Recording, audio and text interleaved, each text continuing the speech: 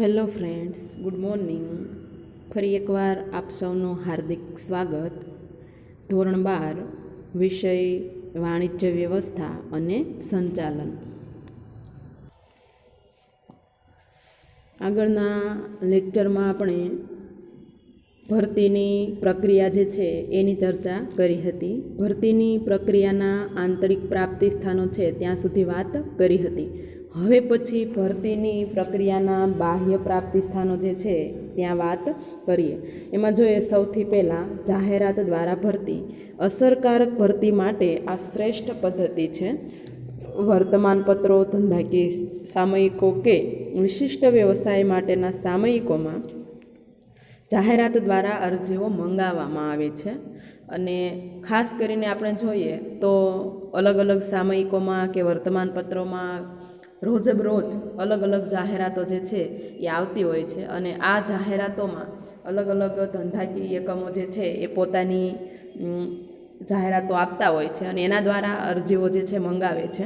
આ ઉપરાંત ઉમેદવાર ઘણીવાર ટેલિવિઝન છે, ઇન્ટરનેટ છે કે વેબસાઇટ છે, આ બધા પર જાહેરાત જોઈને ઓનલાઈન અરજી કરે છે. છેક દૂર દૂરના સ્થળેથી પણ આ રીતે અરજીઓ જે છે એ મંગાવી શકાય છે અને એમાંથી શ્રેષ્ઠ કર્મચારી જે છે પસંદ કરી શકાય છે. બીજું છે રોજગાર વિનિમય કચેરીઓ દ્વારા. સરકારી અને ખાનગી રોજગાર વિનિમય સંસ્થાઓ નોકરી શોધતા ઉમેદવારનું નામ, સરનામું, શૈક્ષણિક લાયકાત, અનુભવ અને કૌશલ્યો જેવી બાબતોની નોંધણી કરી અને યાદી તૈયાર કરે છે. જો ખાસ કરીને આવી સંસ્થાઓ જે છે એ રોજગારી શોધતા જે યુવકો છે એમને રોજગારી આપવાનું કામ કરે છે. એમાં એ ઉમેદવારનું નામ, સરનામું, એમની શૈક્ષણિક લાયકાત શું છે, અનુભવ અને કૌશલ્ય, આ બધી બાબતો જે છે એની નોંધ કરે છે અને એનું એક લિસ્ટ બનાવે છે. અને જે એકમો આ સંસ્થાની સેવા માગે એમને એ સેવા આપે છે. એ લાયકાત ધરાવતા યોગ્ય ઉમેદવારો જે છે એની યાદી એમને મોકલી આપે છે અને એમાંથી યોગ્ય ઉમેદવારની પસંદગી જે છે એ કરવામાં આવે છે. ત્રીજું છે શૈક્ષણિક સંસ્થાઓ દ્વારા ભરતી. વર્તમાન સમયમાં ઘણા બધા એકમો આ પદ્ધતિથી ભરતી કરે છે. વ્યવસાયિક શિક્ષણ આપતી સંસ્થાઓ કોલેજો અને યુનિવર્સિટીનો સંપર્ક કરી તેમાં તૈયાર થતા વિદ્યાર્થીઓની સીધી ભરતી કરે છે. જો કે જ્યાં જે તે વિદ્યાર્થીઓએ શિક્ષણ લીધું છે, જે શિક્ષણ સંસ્થાઓ જ પોતાના વિદ્યાર્થીઓને નોકરીની તકો જે છે એ ઊભી કરી આપે છે. એકમમાં જે પ્રકારની લાયકાતવાળા કર્મચારીઓની જરૂર હોય તે અંગે કોલેજ કેમ્પસમાં રૂબરૂ મુલાકાત ગોઠવીને ભરતી કરી શકાય. હવે અલગ અલગ શૈક્ષણિક સંસ્થાઓ છે એ અલગ અલગ શિક્ષણ આપે છે અને અલગ અલગ વિદ્યાર્થીઓ તૈયાર કરે છે. આમાંથી જે ધંધાકીય એકમને જેવા પ્રકારના વિદ્યાર્થીઓ અથવા જેવા પ્રકારના કર્મચારીઓની જરૂર હોય એવા પ્રકારના કર્મચારીઓ જે છે એ મેળવવા માટે જે તે શૈક્ષણિક સંસ્થાનો સંપર્ક કરે છે. અને આ શૈક્ષણિક સંસ્થાઓ જે છે એ પોતે યોગ્ય લાયકાત ધરાવતા ઉમેદવાર સાથે એ જે તે ધંધાકીય એકમના સંચાલક સાથે એમને રૂબરૂ મુલાકાત કરાવે છે અને એના દ્વારા એ ભરતી કરાવી આપે છે. દાખલા તરીકે IIM એટલે કે ઇન્ડિયન ઇન્સ્ટિટ્યૂટ ઓફ મેનેજમેન્ટ અથવા IIT Indian institute of technology જેવી સંસ્થાઓ છે એ દર વર્ષે આવા ભરતી મેળા જે છે યોજે છે અને એના થકી જે કર્મચારીઓ છે એમની ભરતી કરાવે છે. ત્યાર પછી ચોથું છે મજૂર સંઘો દ્વારા ભરતી. મજૂર સંઘો દ્વારા ભરતી. મજૂર સંઘો ધંધાકીય એકમના કામદાર સભ્યોની નોંધણી કરતા હોય છે. એ ક્યારેક એકમમાં કામ ઓછું થતાં અથવા અન્ય કારણોસર કામદારોને છૂટા કરાય છે. હવે કામમાં વધારો થતાં મજૂર સંઘોની મદદથી આવા કામદારોની ફરી પાછી ભરતી કરવામાં આવે છે. જો આ મજૂર સંગઠનો જે છે એ કામદારોની એક નોંધણી એટલે કે યાદી રાખે છે. જે કર્મચારીઓ કામ કરે છે બધા જ કર્મચારીઓની એક યાદી રાખે છે અને એ યાદીમાંથી જ્યારે જ્યારે એકમોને જરૂર હોય ત્યારે કર્મચારીઓ પૂરા પાડે છે. ઘણી વખત ધંધાકીય એકમો મંદીના કારણે અથવા તો કામ ઓછું હોવાના કારણે કેટલાક કામદારો જે છે એમને છૂટા કરી આપે છે. તો જ્યારે પણ કામ વધારે હોય અથવા તેજીનો માહોલ હોય ત્યારે ફરી પાછા એમને મજૂરોની જરૂર હોય ત્યારે આવા મજૂર સંગઠનો જે છે એમની મદદથી એ લોકો કામદારોની ફરી પાછી ભરતી કરે છે. કાપડ ઉદ્યોગ છે, ખાણ ઉદ્યોગ છે, એમાં ઘણીવાર આવું બનતું હોય છે. ત્યાર પછી ઠેકેદારો એટલે કે કોન્ટ્રાક્ટરો દ્વારા ભરતી. હવે આ પદ્ધતિમાં શું છે તો કે ઠેકેદારો કામદારો પૂરા પાડવાની સંપૂર્ણ જવાબદારી જે છે એ સ્વીકારે છે. ધંધાકીય એકમ અને ઠેકેદાર વચ્ચે કામદારો પૂરા પાડવા માટેનો કરાર જે છે એ કરવામાં આવે છે. એટલે કે મધ્યસ્થીઓ કોન્ટ્રાક્ટરો જે છે એ ધંધાકીય એકમને કર્મચારીઓ પૂરા પાડવા માટેનો કરાર જે છે એ કરી આપે છે. ઠેકેદાર જુદા જુદા કામના કામદારોના સંપર્કમાં રહે છે. જો અલગ અલગ કામ કરતા કર્મચારીઓ જે છે એમના સંપર્કમાં આ મધ્યસ્થીઓ અથવા તો ઠેકેદારો જે છે એ હોય છે, અને એ દરેકના સંપર્કમાં રહીને ધંધાકીય એકમ સાથે પણ સંપર્કમાં હોય છે. અને એકમની જ્યારે પણ જરૂર પડે ત્યારે એ વ્યાજબી દરે, બરાબર, એટલે કે ઓછા વેતને સારા એવા કર્મચારીઓ શોધી આપે છે. દાખલા તરીકે બાંધકામ ઉદ્યોગ, ખાણ ઉદ્યોગ, ચાના બગીચા વગેરે જે છે એમાં આવું જે છે એ ઠેકેદારો દ્વારા ભરતી થતી હોય છે. આ પદ્ધતિમાં કામદારોનું શોષણ થવાની પૂરેપૂરી શક્યતા રહેલી છે. બરાબર, શું કામ તો કે વચ્ચે જે મધ્યસ્થીઓ છે એ પોતાનો નફો જે છે એમાં લેતા હોય છે. સામાન્ય રીતે બિનકુશળ કામદારો આ રીતે પૂરા પાડવામાં આવે છે. એકદમ સંપૂર્ણપણે કુશળ કર્મચારીઓ જે છે એ એમાંથી મળી શકતા નથી. ત્યાર પછી દ્વાર પર ભરતી એટલે કે ગેટ પર ભરતી. એકમ કે સંસ્થાના દરવાજા ઉપર જે યાદી છે એ કામની અથવા તો જે કંઈ કામની જરૂર છે, જેવા કર્મચારીઓની જરૂર છે એમને એ લિસ્ટ બનાવીને ગેટ પર મૂકી દેવામાં આવે છે, અને કેવા કર્મચારીઓ જોઈએ છે એની ત્યાં નોંધ કરી દેવામાં આવે છે. અને એ નોંધ અથવા એ લિસ્ટ જોઈને કર્મચારીઓ જે છે કામ માટે અરજી કરે છે. ખાસ કરીને કેવા કર્મચારીઓ તો કે જે રોજે રોજની રોજગારી મેળવે છે એવા કર્મચારીઓ માટે આ ભરતીની પ્રોસેસ જે છે એ મહત્ત્વની છે.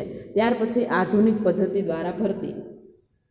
વર્તમાન સમયમાં ઇન્ટરનેટના ઉપયોગ દ્વારા કર્મચારીઓ મેળવી શકાય છે. બરાબર, આજે તમે જુઓ કે ઇન્ટરનેટ પર અલગ અલગ વેબસાઇટો પર અલગ અલગ કામગીરી માટેની જાહેરાતો જે છે એ આવતી હોય છે, અને એના દ્વારા જે છે એ કર્મચારીઓ મેળવી શકાય છે. ખાસ કરીને આપણે જોઈએ તો જુદી જુદી એજન્સીઓ પોતાની વેબસાઇટ પર સંભવિત ઉમેદવારોની જરૂરી વિગતો નોંધે છે. બરાબર, કે અલગ અલગ એજન્સીઓ જે છે એ અલગ અલગ વેબસાઇટ બનાવે છે, અને એમાં એમને જેવા કર્મચારીઓ જોઈએ એવા કર્મચારીની વિગતો જે છે એમાં મૂકે છે. એકમમાં જગ્યા ઊભી થાય ત્યારે એજન્સીઓ અથવા એકમ તેનો ઉપયોગ કરીને ઉમેદવાર મેળવી શકે છે. એટલે કે જ્યારે એકમમાં જગ્યા ખાલી પડે ત્યારે એ આ વેબસાઇટો પર જે અરજીઓ આવેલી હોય છે એ અરજીઓ જોઈને એ યોગ્ય ઉમેદવારની પસંદગી કરે છે. આ માટે ઘણી વખત બધી જ પ્રક્રિયા ઓનલાઈન થતી હોય છે. કઈ પ્રક્રિયા તો કે ખાસ કરીને એમાં જોઈએ તો અરજી છે, પરીક્ષા છે, પરિણામ છે અને નિમણૂક, આ બધી પ્રક્રિયા ઓનલાઈન જ કરવામાં આવે છે. આ પદ્ધતિમાં ઉમેદવાર કમ્પ્યુટર અને ઇન્ટરનેટનો જાણકાર હોય તો એ વધારેમાં વધારે એનો લાભ લઈ શકે છે. સામાન્ય રીતે કુશળ કર્મચારીઓની ભરતી માટેનો આ યોગ્ય પ્રાપ્તિ સ્થાન છે. એટલે કે કુશળ કર્મચારીઓ આના થકી આપણે મેળવી શકીએ છીએ.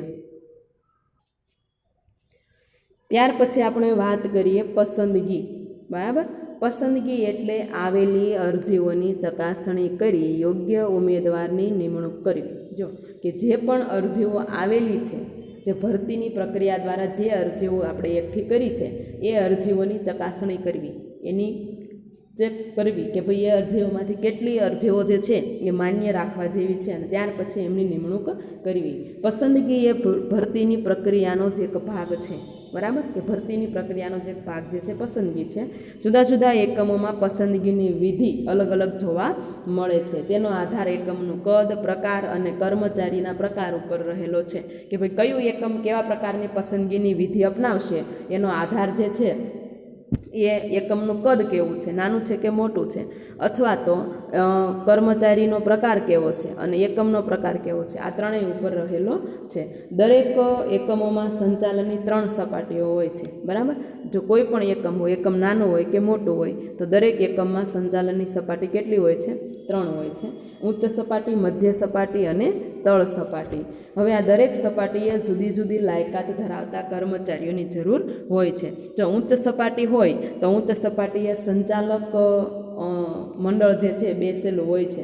એટલે ઉચ્ચ સપાટીના કર્મચારીની પસંદગી કરવાની હોય તો એ સંચાલક મંડળ એની પસંદગી યોગ્ય રીતે કરી શકે. જ્યારે તળ સપાટી અને નિમ્ન સપાટી અને મધ્ય સપાટી છે તો ત્યાં શું હોય છે તો કે બિન સંચાલકીય કર્મચારીઓ જે છે એની જરૂર ત્યાં હોય છે. તો બિન સંચાલકીય કર્મચારીઓ જે છે એની પસંદગીની વિધિ જે છે ટૂંકી અને સરળ છે. જ્યારે ઉચ્ચ સપાટીના અધિકારીઓ જે છે એ સંચાલન સાથે જોડાયેલા હોય છે એટલે એની પસંદગીની વિધિ જે છે એ યોગ્ય સુનિયોજિત હોવી જોઈએ. યોગ્ય જગ્યા માટે યોગ્ય ઉમેદવાર પસંદ થાય એ પણ બહુ મહત્ત્વનું છે. કર્મચારીની પસંદગી ઘણી મહત્ત્વની બાબત છે. યોગ્ય નિષ્ણાંત અનુભવી અને વફાદાર કર્મચારીની પસંદગી થાય એ એકમ માટે બહુ સારી બાબત ગણાય. અહીંયા એવું કીધું છે કે એકમ માટે મિલકત સમાન છે. જો નિષ્ણાંત અનુભવી યોગ્ય અને વફાદાર કર્મચારી હોય તો એકમની અમૂલ્ય મિલકત છે. બરાબર. હવે આપણે જોઈએ પસંદગીની પ્રક્રિયાના તબક્કાઓ. હવે એમાં જોઈએ આવકાર અને પ્રાથમિક મુલાકાત. આ તબક્કે સૌ પ્રથમ એકમમાં ઉમેદવારને આવકાર આપવામાં આવે છે.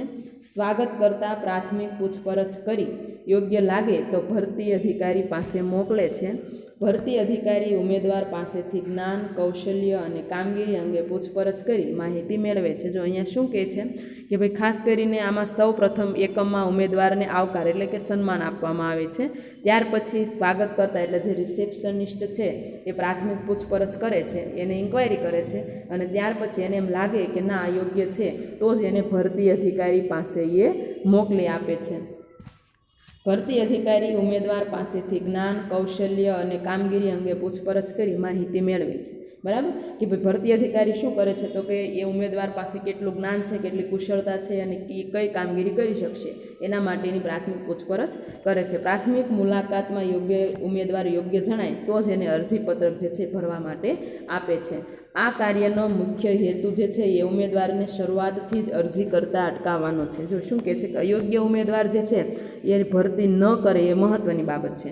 એ પછી ભરતી કરે અને આપણે એ માથાકૂટમાં પડવું એના કરતાં આવી પ્રાથમિક પૂછપરછ કરી લેવામાં આવે તો એ ઉમેદવાર ત્યાંથી જ સ્ટોપ થઈ જાય છે કે જેના કારણે એ ભરતી કરે નહીં. આમ કરવાથી ભરતી અધિકારીનો સમય બચે છે અને કામગીરી પણ સરળ બની જાય છે. બીજું છે અરજીપત્રક સ્વીકારવું અને ચકાસણી કરવી. હવે અરજીપત્રક દ્વારા ભરતી અધિકારીને ઉમેદવારની શૈક્ષણિક લાયકાતો, અનુભવો, જ્ઞાન અને કૌશલ્ય આ બધી માહિતી જે છે એમને મળી જાય છે. અરજીપત્રક સાથે ઉમેદવાર પોતાના લાયકાત અંગેના વિવિધ દસ્તાવેજો જે છે એ પણ જોડે છે. કયા કયા દસ્તાવેજો તો કે ગુણપત્રક, અનુભવના પ્રમાણપત્રો વગેરે જે છે એ પણ એમાં જોડેલા હોય છે.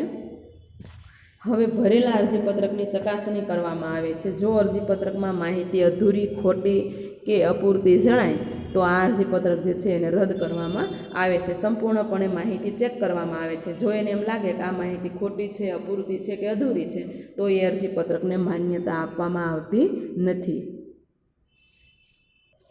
ત્યાર પછી ત્રીજું છે જરૂરી કસોટીઓ લેવી. જેમના અરજીપત્રકો માન્ય કરવામાં આવ્યા છે એટલે કે સ્વીકારવામાં આવ્યા છે એવા ઉમેદવારની વિવિધ પ્રકારની કસોટીઓ જે છે એ લેવામાં આવે છે. આ કોઈ પણ ધંધાકીય એકમ હોય તો એ પોતપોતાની રીતે અલગ કસોટીઓ લેતા જોવા મળે છે. એમાં તેના દ્વારા ઉમેદવારની માનસિક ક્ષમતા, ચપળતા, આવડત, બુદ્ધિ ચાતુર્ય, અભિરુચિ આ બધી બાબતો જે છે એનો ખ્યાલ મેળવવામાં આવે છે. એમાં કઈ કઈ કસોટીઓ લેવામાં આવે છે તો એમાં આપણે જોઈએ સૌથી પહેલાં બુદ્ધિ કસોટી.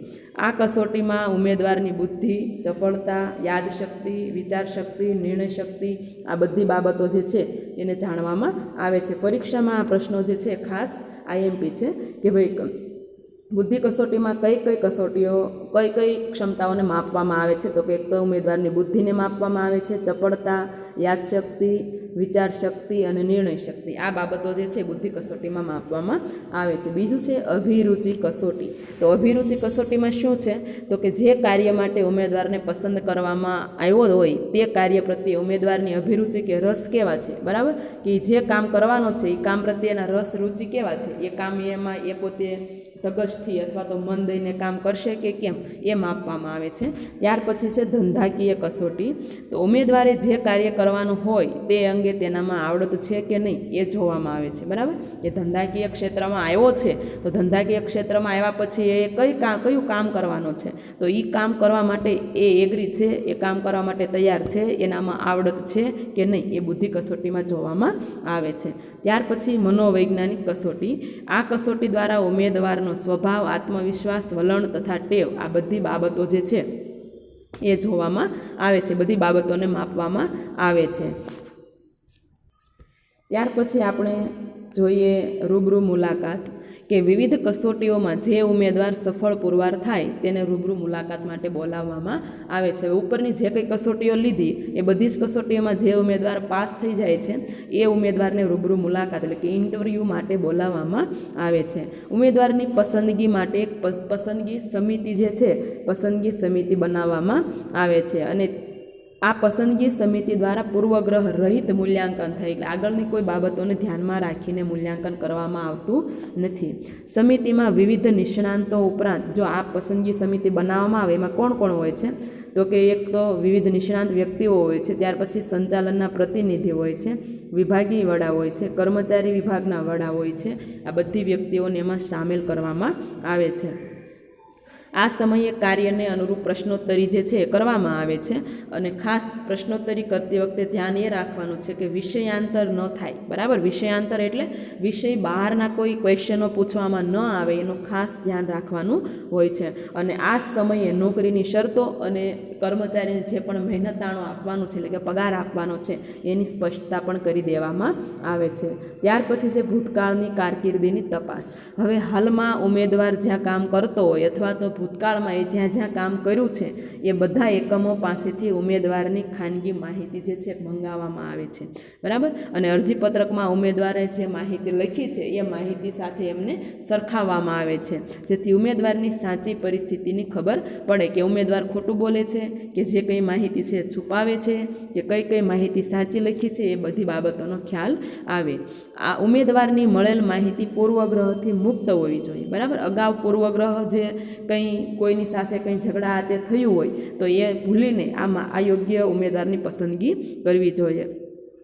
ઉપરાંત અરજીપત્રકમાં ઉમેદવારે જણાવેલ સદગૃહસ્થનો અભિપ્રાય એટલે કે જે રેફરન્સ આપેલા છે એનો અભિપ્રાય જે છે એ પણ મેળવવામાં આવે છે અને એના પાસેથી પણ એના વિશેની માહિતી જે છે એ પ્રાપ્ત કરવામાં આવે છે.